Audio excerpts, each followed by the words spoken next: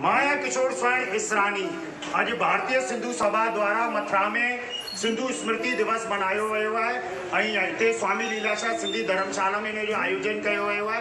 Corona काल जी जेकी परिस्थितियूं आहिनि कि का वॾो प्रोग्राम कान था करे सघूं त सभी पंहिंजे पंहिंजे घरनि में ही ॿारनि सां गॾु पंहिंजी संस्कृति के यादि कयो आहे, पंहिंजे गीत भजन दोहराया आहिनि ऐं सिंधी पुस्तकूं पढ़ियूं आहिनि, सिंधी वीडियो ॾिठियूं आहिनि ऐं हिन ई माहौल में इहो नंढो सो हिकु प्रोग्राम कयो वियो आहे भारतीय सिंधु सभा द्वारा, जंहिंमें सिंधी जनरल पंचायत, लाड़ीलोहाणा सिंधी पंचायत ऐं सिंधी वेलफेयर फाउंडेशन ऐं अली जेकी संस्थाऊं आहिनि उन्हनि सभिनि मिली करे हिते प्रोग्राम रचियो आहे ऐं सभिनि जा प्रतिनिधि इनमें शामिल आहिनि। सभिनि खां ॻाल्हाईंदासीं, सभिनि खां दिलि जा हाल ॿुधंदासीं, सम्झंदासीं कि भारतीय सिंधु सभा द्वारा जेको इहो सिंधु स्मृति दिवस मनायो वियो आहे इन्हनि में सभिनि जो छा वीचार आहे। त तव्हां जुड़ियल रहियो असां सां गॾु, ठहियल रहियो असां सां गॾु ऐं ॾिसंदा रहियो सिंधी भजन, सिंधी न्यूज़।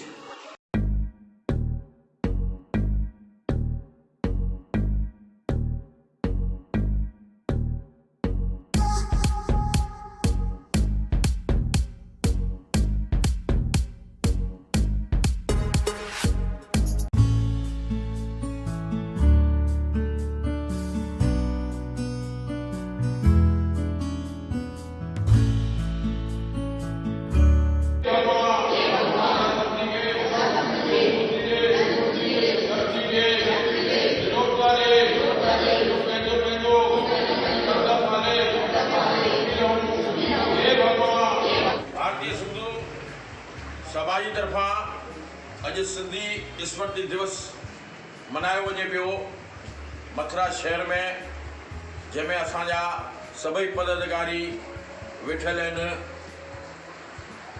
काफ़ी असांखे ख़ुशी थी रही है त अज सिंधी दिवस सिंधी समाज ऐं भारतीय सिंधु सभा जी तरफा असीं मनाए रहिया आहियूं। अॼु भारतीय सिंधु सभा द्वारा सिंधु स्मृति दिवस मनायो पियो वञे स्वामी लीलाशाह सिंधी धर्मशाला में ऐं हिते समाज जा सभु वरिष्ठ जन उपस्थित आहिनि ऐं हिन जे विच में असां सां गॾु भारतीय सिंधु सभा जा मुख्य सलाहकार श्री नारायण दास लखवानी जी जेका सिंधी जनरल पंचायत जा अध्यक्ष भी आहिनि। तव्हां हिन संदर्भ में ॿुधायो कि अॼु जेको ही भारतीय सिंधु सभा द्वारा ये स्मृति दिवस मनायूं पिया त हिन जो छा तात्पर्य आहे, हुन जो उद्देश्य छा आहे। 14 अगस्त सां असांजी हिकिड़ी दुखद घटना जुड़ियल आहे। 14 अगस्त 1947 ते असांजा वॾा सिंध प्रांत जो हिंदुस्तान जो हिकिड़ो राज्य हो, उन वक़्तु पाकिस्तान हिंदुस्तान थियण जे करे असां सभिनी सिंधियुनि खे पंहिंजो वतन, पंहिंजो घर, पंहिंजा कम, पंहिंजा व्यापार, सभु कुझु धन दौलत सभु छॾे करे असांखे अचणो पियो ऐं उहे कंहिं तरीक़े सां आया आहिनि। असीं भारत में अची करे पंहिंजे ई देश में असीं शरणार्थी थी करे रहिया आहियूं ऐं असांजे वॾनि हिते अचण में केतिरो कष्ट सहियो आहे, केतिरा दुख ॾिठा आहिनि, उहो असां अॼु उनखे ॾिसी करे असांखे ॾाढो दुख थो थिए ऐं ॾाढी दुर्भाग्य जी पूर्ण घटना आहे ऐं उन जो असीं मतिलबु हिकिड़े तरह सां शोक दिवस जे रूप में मल्हायूं था। 14 अगस्त असांजी पीड़ा ॾियण वारो दिवस आहे। त हिननि ॿुधायो कि कंहिं तरीक़े सां असांजा वॾा बुज़ुर्ग जेका आहिनि उन्हनि सभिनि परेशानियुनि खे झेले हिंदुस्तान जे अलॻि अलॻि एरियानि में बसिया ऐं अलॻि अलॻि मुक़ाम हासिलु कयो। त हिननि मुक़ाम हासिलु करण वारनि में शामिल आहिनि डॉक्टर प्रदीप उकरानी जी ऐं हिन अॼु सुठो मुक़ाम समाज में हासिलु कयो आहे। त तव्हां ॿुधायो कि अॼु समाज में जेकी एतिरी महत्वपूर्ण भूमिका रही आहे, सभु पढ़ी लिखी करे पंहिंजे पंहिंजे उच्च पदनि ते पहुचिया आहिनि, त हिन विषय में पंहिंजे सिंधी समाज जी छा भूमिका रही, पंहिंजी छा भूमिका रही। सिंधी समाज जेके बि माण्हू हितां आया, असांजा वॾा जेके आया उन्हनि महिनत कई हिते अची करे ऐं असांखे सही शिक्षा ॾिनी, सचे मार्ग ते हलणो आहे, महिनत करणी आहे, हुन खां असां पंहिंजो मुक़ाम हासिलु कयो। त हिननि ॿुधायो कि महिनत जे बलबूते ते पूरे शिक्षा सां गॾु ई अॻियां वधिया ऐं हिन में ई अली व्यापारी भी घणे शामिल रहिया ऐं उन्हनि पंहिंजी मतिलबु हर तरीक़े सां महिनत कई, बुज़ुर्गनि महिनत कई। त असां सां गॾु जेका सिंधी समाज जा हिकु प्रतिष्ठित व्यापारी आहिनि इहे श्री गुरमुखदास गंगवानी जी, तव्हां ॿुधायो कि मतिलबु कीअं तव्हां संघर्ष करे पंहिंजो मुक़ाम हासिलु कयो। असांजा जो पिता साहब पाकिस्तान खां आया, सभु ख़ाली हथ आया ऐं हुननि हेतिरी मज़दूरी करे ठेल लॻाए असांखे पालियो।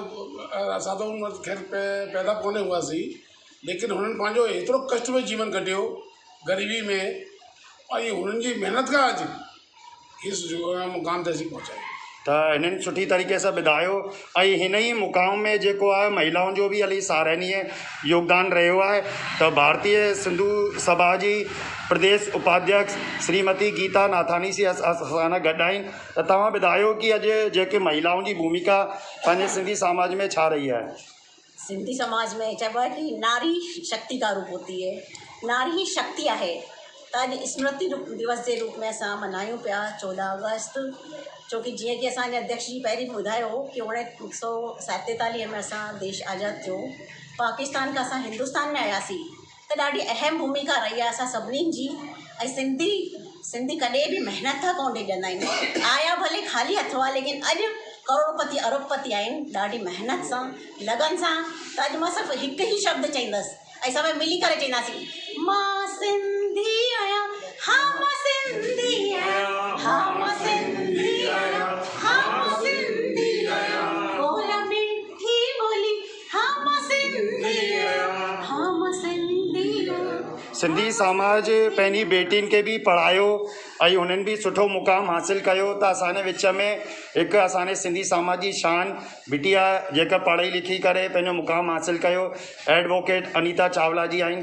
तव्हां ॿुधायो कि मतिलबु हिन में शिक्षा जो केतिरो महत्व आहे, पंहिंजे समाज में छा नाम रोशन कयो आहे? आज बड़ी खुशी हो रही है। हालांकि कहने को तो ये हम स्मृति दिवस के रूप में मना रहे हैं 14 अगस्त, लेकिन बड़ा गर्व महसूस करते हैं कि हम सिंधी समाज से हैं, क्योंकि आज वर्तमान में अगर स्थिति देखा जाए तो हमारे समाज में बेटियों ने भी जो मुकाम हासिल किया है तो बेहद सराहनीय है। तो और आगे भी हमारा प्रयास रहेगा कि महिलाएं हमारे सिंधी समाज से आगे बढ़कर आएँ।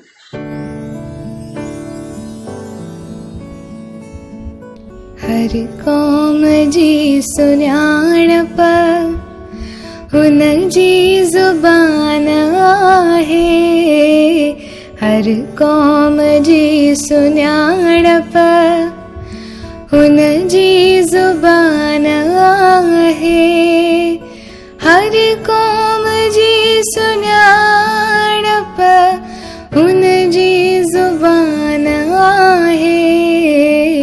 जिंदा तू सिंधिया ही, जिंदा तू सिंधिया ही, जिंदा जे तुंहिंजी बोली। सिंधु स्मृति दिवस पूरे देश भर में मनायो वियो आहे ऐं मां किशोर स्वर्ण इसरानी सभिनि खे तव्हांखे शुभकामना ॾींदुसि स्वतंत्रता दिवस जी। कि हिकु तरफ़ त पाण पंहिंजे मुल्क खे, पंहिंजी जन्मभूमि खे छॾियो, हुनजो दर्द हो, लेकिन ॿिए तरफ़ ख़ुशी आज़ादी जी कि 200 वर्ष ताणी जेको पंहिंजो देश ग़ुलाम रहियो ऐं हुन खां पाणखे आज़ादी मिली ऐं पाण हिकु स्वतंत्र जीवन जी शुरूआत कई। त पाण पंहिंजो मुल्क ज़रूरु छॾियो असांजे बुज़ुर्गनि कि पंहिंजी जेकी ज़मीन हुई, जेके भारतीय सिंधु सभ्यता सां जुड़ल जेकी जॻह हुई, सिंधु देश हो, हुनखे सभिनि छॾियो। लेकिन हुन सां गॾु गॾु पंहिंजे देश में ई अची करे अलॻि अलॻि एरियनि में चाहे असांखे शरण वठणी पई, लेकिन पंहिंजे बलबूते ते, महिनत ते पाण पंहिंजो मुक़ाम हासिलु कयो। ऐं हिन तरीक़े सां अॼु सिंधी समाज पूरे देश भर में अलॻि अलॻि हैसियत सां पंहिंजो मुक़ाम हासिलु कयल आहिनि। चाहे उहो राजनीतिक क्षेत्र हुजे, चाहे उहो वापार हुजे या फिल्म जगत हुजे, हर क्षेत्र में सिंधी पंहिंजो मुक़ाम कयो आहे। अॼु सिंधी हिकु तरफ़ या त कलाकार आहिनि या सुठा व्यापारी आहिनि। त सिंधी पंहिंजे बल ते, पंहिंजी महिनत ते, पंहिंजे विश्वास ते, पंहिंजी ईमानदारी जे बल ते पंहिंजो मुक़ाम हासिलु कयो आहे। त सिंधु स्मृति दिवस ते मां ॿारनि खे विशेष कर चवणु चाहींदुसि कि उहे पंहिंजी यादुनि खे ताज़ा रखनि, पंहिंजी सिंधी पुस्तकनि खे पढ़नि ऐं सिंधी वीडियो ॾिसनि, ताकि उन्हनि खे सिखण लाइ मिले कि असांजे बुज़ुर्गनि केतिरो त्याग कयो आहे। पंहिंजी जन्मभूमि ज़रूरु छुटी वई, लेकिन पंहिंजी संस्कृति असां सां गॾु जुड़ियल आहे, सिंधी ॿोली असां सां गॾु जुड़ियल आहे। त उम्र पंहिंजी सिंधियत क़ाइमु रहेगी। हिन सिंधियत खे केरु ख़तमु कान थो करे सघे, छोकी हिन जे मूल में आहे भॻवान झूलेलाल महाराज, जेका असांजे दिलि में वसियल आहिनि, जंहिंजे कारण अॼु पंहिंजी जोति जेकी आहे सिंधी समाज जी, उहा हर जॻह प्रज्वलित आहे ऐं ज्योति कॾहिं बि विसरण वारी कान्हे, जेसि ताणी पाण हिन सिंधी ॿोली खे, सिंधियत खे जागृत कंदासीं। सिंधी अबाणी बोली, मिठड़ी अबाणी बोली, तंहिंखे मां कीअं विसारियां, जिंद जान तैं तां वारियां। जंहिंमें ॾिनी मूंखे पींगे में माउलोली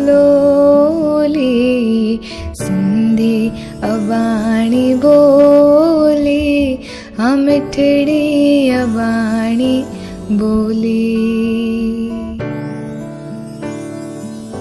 त कीअं लॻी अॼु जी असांजी हीअ ख़बर ऐं तव्हां पंहिंजे शहर जी बि कोई न्यूज़ कोई ख़बर जेका बि सिंधी कार्यक्रम थियनि था तव्हां मूंखे मोकिले था सघो ऐं कोई बि अगरि तव्हां भॼन था ॻायो गीत था ॻायो सिंधी में उहो बि तव्हां मूंखे मोकिले था सघो।